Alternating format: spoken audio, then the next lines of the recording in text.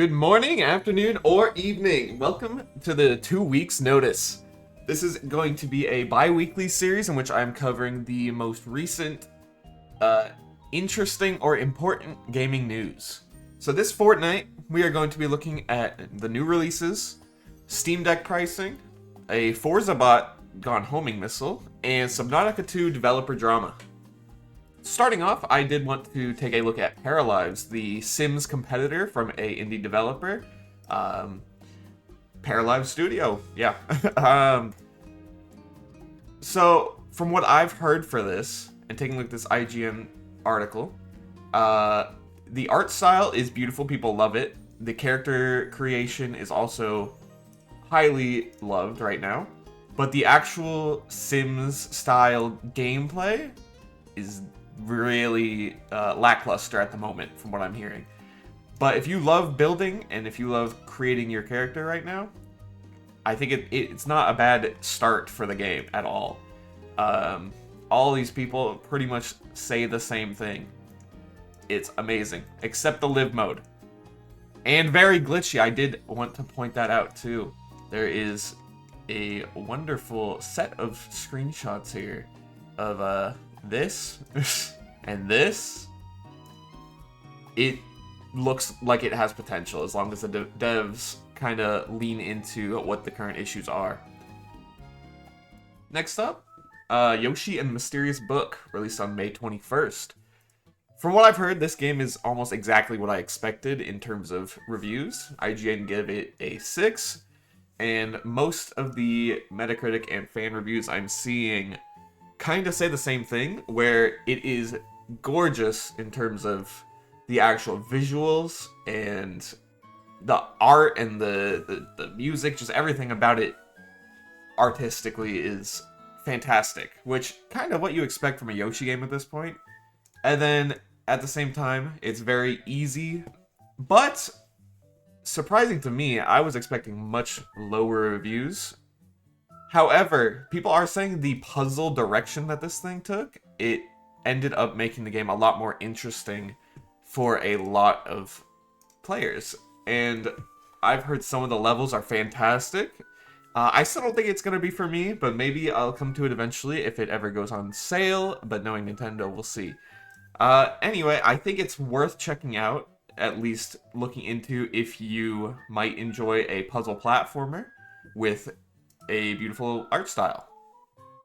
Next up, I wanted to look at 007 First Light, the James Bond game. And I'm sure there's been some in the past from what I'm seeing, but this is made by the same developers as Hitman. So you kind of expect very similar, and from what I'm hearing, it does it well. It translates the Hitman style into James Bond, you know?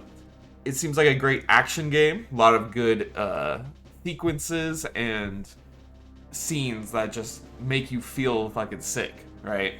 I've watched a few people play this, and it looks very fun.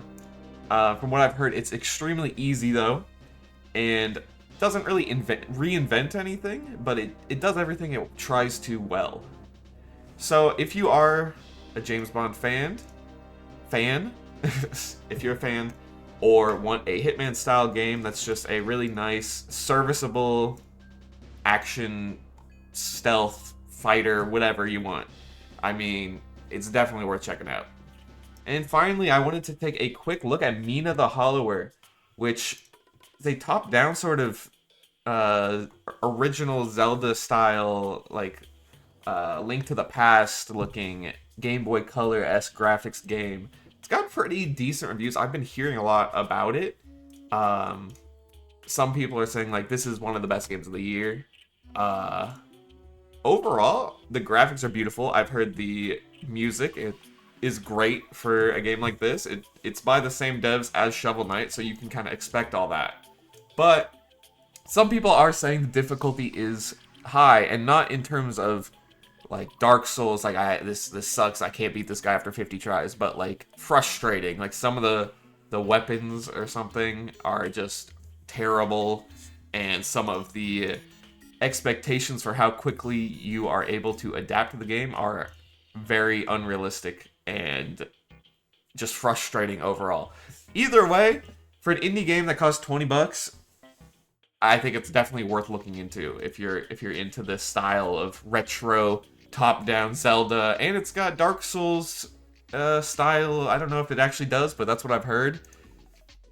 Um, might just be the difficulty, but hey, it gives you something to work with. Next thing I wanted to go over was the Steam Deck pricing increase. So, within the last week, I've been following the Steam Deck as I've been looking into getting one potentially. Then all of a sudden, I get the notification. They've dropped, right? I'm like, oh my god, I gotta go see if I can get one. Pop on there, and I'm looking at the refurbished here. $629 for the OLED.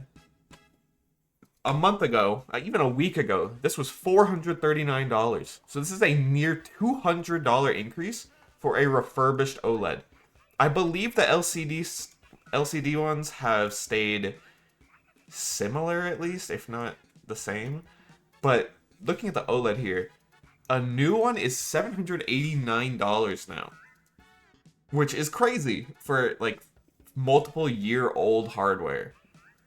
And you kind of gotta be okay with this because, I mean, you don't gotta be okay with it. You gotta understand that, yes, hardware is increasing in price, but look at this, and then look at, like, any other handheld right now. You can get the ROG Ally X, which is much stronger, with, I believe, similar or better battery, and just overall everything better except the OLED, for the same price as this, if not cheaper if you get open box.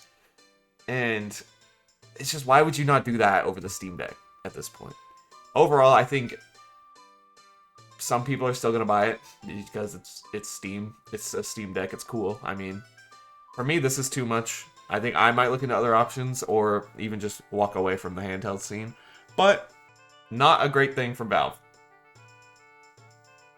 Alright, so next up, we wanted to look at the Forza Bot, Bowie Knife 99, who ended up being a, for some reason, repeatedly more aggressive bot than most of the others, and it has become a bit of a meme at this point, maybe too much since all the other fucking companies are starting to make memes on it or whatever, you know. Anyway, I just saw this on fucking TikTok. I thought it was funny. Originally, they're all gone. I looked for I don't know what happened to them. I had them liked, but they're gone now. But anyway, I found this IGN article on it, and these are some of the ones I did see. Ignore the edit. The gameplay is funny though. And zooming in from the trees there. I think I saw that one. This one's crazy. From the mountaintop. And then finally, this one was another one I saw, which was really awesome. You get the Lightning McQueen car. Just fucking slammed through the ground, man. Anyway, I think that's a really sick outcome. That it has a personality that the community has kind of put together and been like, this guy's a fucking villain, you know? Like, I think that's just cool. And I think I wish more games would do this with bots to give them more personality. I don't know if this was intentional. From what I've heard is it wasn't. But, like, imagine you play, like, a bot in, like, I don't know, Smash Bros. That's what first comes to my head when I think of bots. And one of them's just a complete fucking, like, tries to time you out and shit. Like, different personalities for the bots is just always interesting to me. And I think, actually, looking back, the amiibo fighters were low-key that. You could train them to be shitters. Anyway, I think it was just a very cool story.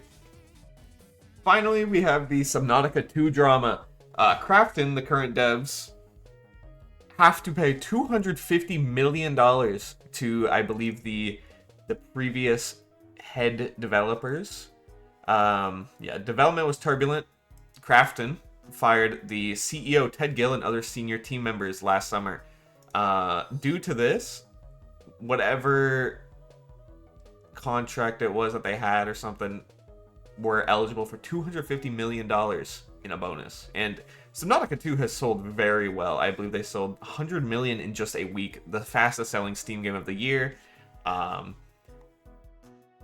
what I thought was really funny here is that the current CEO, or chief executive, I guess that's CEO, turned to ChatGPT and said, "Can I get out of this? Can I get out of this, ChatGPT? Grok, can you free me from this $250 million payout?"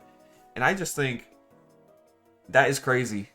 They followed most of ChatGPT's recommendations, and turns out ChatGPT doesn't know what the fuck it's talking about, as usual, because they've agreed to pay it. And I believe there was a case that they went through, and basically they're screwed, and kind of deservedly. I mean, if you're firing the lead members and shit, like,